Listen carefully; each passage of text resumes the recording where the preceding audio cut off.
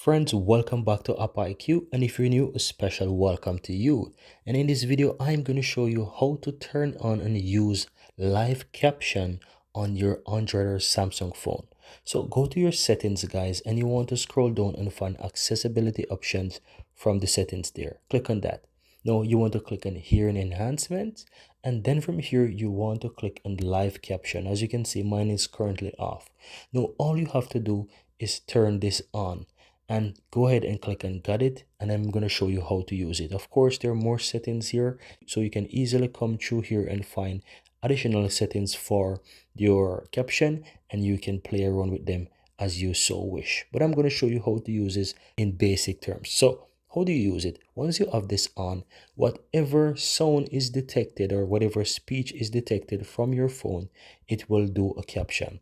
And by default, based on the language that your phone is in, if your phone language is in English or whatever language, it will only detect the caption for that specific language, right? So if you want to have it translate other languages, you have to go ahead and add those languages. So you can find those languages on the language, but as you can see, currently I only have English. So whatever speech is done in English, it will automatically do the caption for me.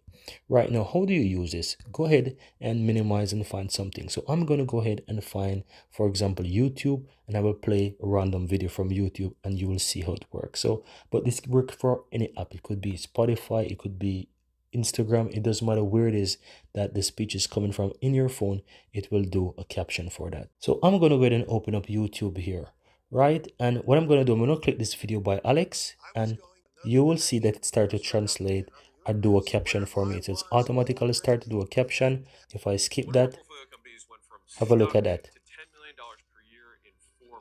And in this video, I'm going to walk you through the app. And there you have it, guys. It automatically started to do the caption for that specific video, as you saw on YouTube.